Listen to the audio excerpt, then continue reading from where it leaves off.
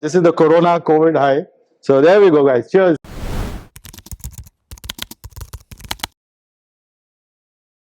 We're still fighting of the panel sizes, 40,000 homes, 45,000 homes. Just to get a clarification, panel homes are where the data comes from. You really can't measure every single home. So there's a small set of homes which represent what the rest of the country is doing. And obviously there's a constraint in growing because these panel homes need to be monitored. There has to be a physical device installed.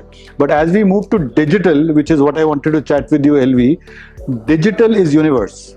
Right, so Google, exactly what's happening, what you and I are talking, everything gets measured, right? What's your view on digital measurement? Do you think it can hit a census level measurement where every single device gets measured? Of course, yes, actually. Now, the only thing, the barrier to that is basically consent. That's Consent. it. Yeah, consent from the device owner. Besides that, I think you're on almost in the next decade or so, you'll almost will have a census level data pouring into you. So the consent bit, so when I go into a Netflix or a Sony Live, most of the applications, they ask for a consent where my viewer behavior gets tracked for better viewing recommendations. But the challenge is Netflix knows what is happening within the Netflix base, but they don't know what is happening to Amazon Prime. Right. So each platform has access to their own level data, but platforms do not have access to different level data, which also holds for linear TV as well, right? Exactly. So how do we get consent for census level data for different platforms to access each other's data? Is that possible? So what happens largely is in a purist world, okay, when you look at data coming in, one is a census level data that comes from the devices. The other one is a panel level data that will be created to assemble along with or integrate along with the census level data. The panel level data, being a purist form, will give you all kind of profiles in terms of who you are, what you are, where you are located, etc. Along with that, it will give you a direction to what the share of viewing is between multiple platforms, while the census level data will go deeper, granular in nature. Absolutely. Okay. So when you integrate these two together, okay, that's when you get the fair representation. Fair representation of both of them. So you're saying it's going to be a hybrid of panel and census. You'll have some macro level data on this. So if you take the next step forward, have a look at what is happening in US actually. Okay.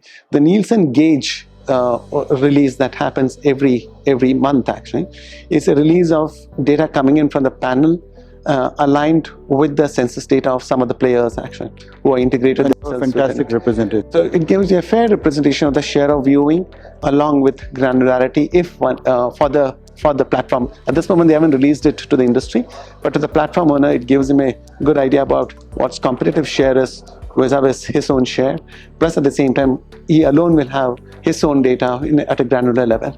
Yeah, so we're oscillating between digital and the current scenario. I get as Chrome, and so do you as TAM, we get a lot of queries from broadcasters on questioning the current measurement system. I think it's all history, all these fights over small panel, chota panel hai, representation nahi hai, someone's fighting over a landing page and landing page boosting artificial viewership and all. I think this is just another 5, 6, 8 months or maybe a year, right? And after that it's all content. Exactly. You know, from the measurement perspective, the agency that's doing it, BARC, is doing it to the best that it can. Actually. Within the research constraints that they will have. Constraints that they will have actually. I think the data looks fairly stable at a macro level actually, and that gives you a clear direction on where the linear industry is progressing per se from the viewer's perspective. Now, when you interpret that data in conjunction with the RPD data that we do actually, it gives you a lot of insights about which direction the industry is moving on to, not just from a linear but from an OTT level itself. And even at an OTT level, we today get data from something like around close to 300,000 homes actually from hybrid boxes. Right. And that gives you a sense of the direction in which... You're talking about Tata Play boxes? Yeah, exactly. Okay. And that gives you a sense of direction on where the OTT platforms and the SVOD and the AVOD platforms is moving towards. Yeah. That takes me to the next one. Now, just to clarify, linear broadcast would mean a broadcast that is you cannot pause, play, forward, rewind, but it's something unless it gets recorded. But linear is loosely referred to something that goes through an intermediary, through a set-top box or a cable operator like a Tata Sky or a Hathway or a City Cable. The world is now obviously transitioning to OTT, over the top, which means data coming directly to you through the net, and that obviously is rapidly progressing because it's much faster and it's easier to consume. Does that mean this is the end of cable? Not exactly. It will continue. It's habitual. Papers, newspapers are still there. So basically, even the operators are transforming themselves. They're seeing the fact that there is an audiences who are moving from a linear version to a hybrid version, and therefore, what can they provide as additional services? So two big things happen. One is that VAS service starts increasing. Okay. Yes. So, and second is along with the VAS services, the linear services along with an ISP comes into play in nature, into the home. Right. So therefore, it's a combined offerings that will start maneuvering into the homes to capture the home's consumption value 100%, rather than just a part value that I seek for from a customer presently. As an MSO. Absolutely. Tell me TAM's role now. What will TAM bring to the table? There is so much happening on digital, and I talk to people of the industry. They say, "Listen, Pankaj, you guys do this. Don't tell LV, huh? He's a competitor." And I said, "Listen, we don't compete here. We can collaborate. There's so much we can do, and that's the reason we are probably there. We have a lot of commonalities, even the surname for that matter. So here is a Krishna. And there's a Krishnan, and if you remove the N, we probably have a similar surname as well. So we are friends. So my question is, what all can TAM do? Like, you know, in this ride, and you're doing some fantastic stuff, which I just mentioned a couple of names in terms of monitoring that you guys are doing. What are the big initiatives coming out from your end? See, for us, actually creating data for monetization is a key thing, actually. And for that, we work with partners across. And there is no end to it from a market size perspective. Okay. More the collaborators come into play, more the collaboration happens. I think the pie is only going to keep on increasing, bigger and bigger in nature. For us, the key attempt is basically in two fronts. One is understanding audiences in a micro level in nature. Okay.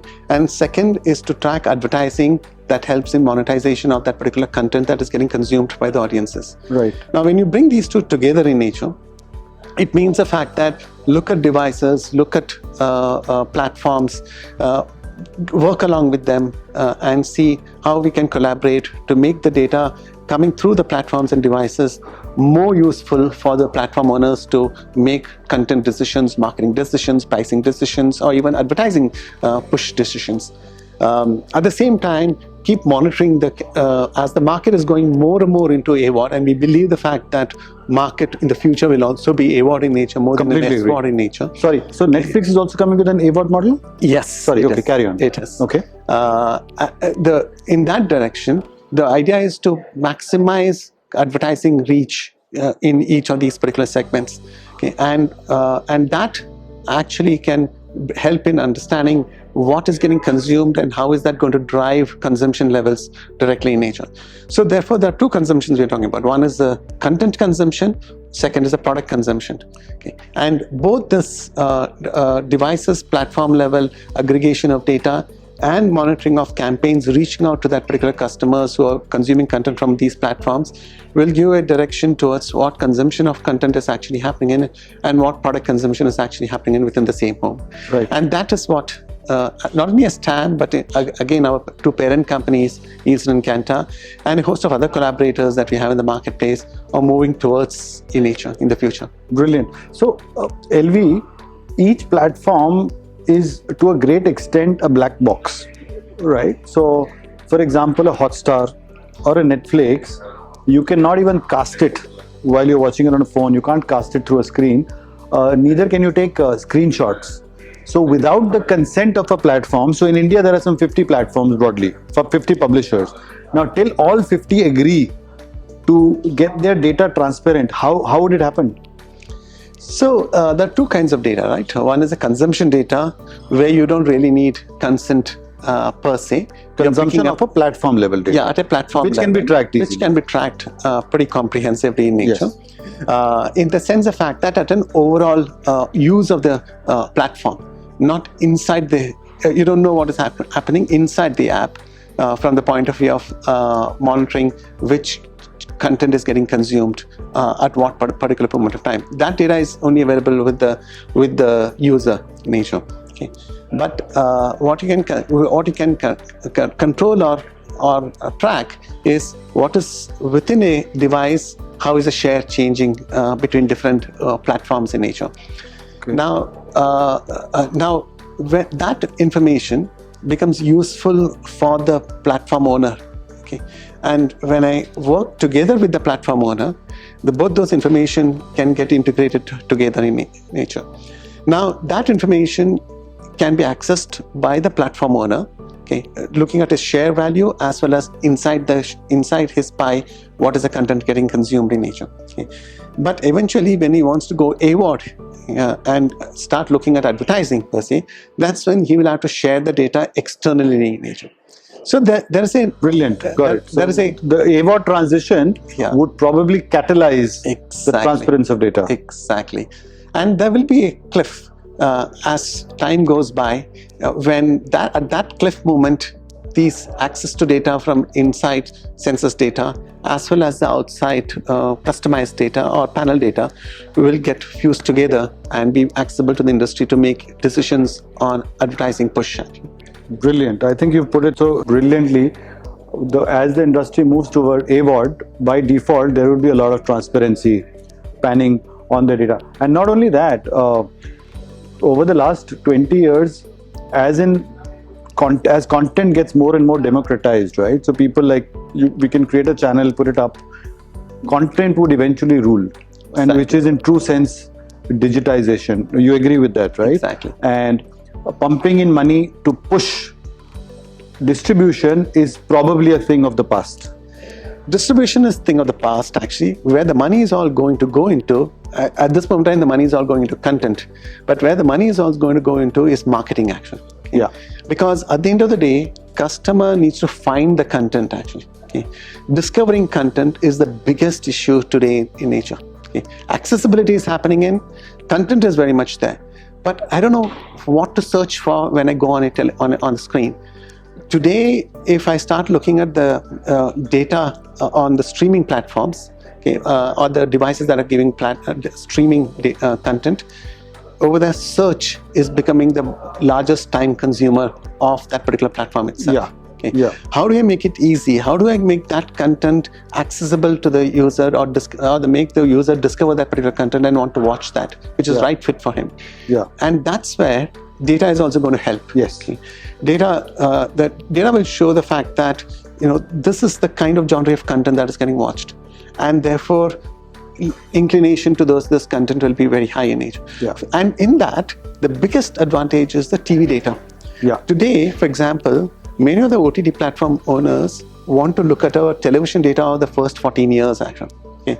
Okay. First 16 years. Okay. And the reason for that is because we are digging into it to unearth which kind of consumer has consumed which kind of content or the genre of content, and at the life stage that he is in today, after almost around 6 years after we stopped the measurement, okay, whether that can be applied to the present consumers to push him the kind of content that he could likely to watch. And I think to a great extent it can, right? 16 years of data is robust data. Yeah. And I think it is very strong for setting up, with projections of what is going to happen. Exactly. So it's all data, and data, right? That's and true. Data is the oil, not the future. Data is the oil of the present, right? Yeah. I think that was a fantastic chat, LV. And the good thing is, I think we both are in the data industry. So we hopefully have a great future. Yes. We've had a fantastic ride over the last 20 years in this small industry. It's a small industry. Everyone knows each other. And it's always good to be chatting up with you, LV. And good to have you as a friend. Thank you very Lovely. much, Pankaj. Thank you, LV. For this opportunity, and look forward to collaboration between us and Chrome too. Absolutely. Look forward to that. Thank you, LV. Lovely. Good fun.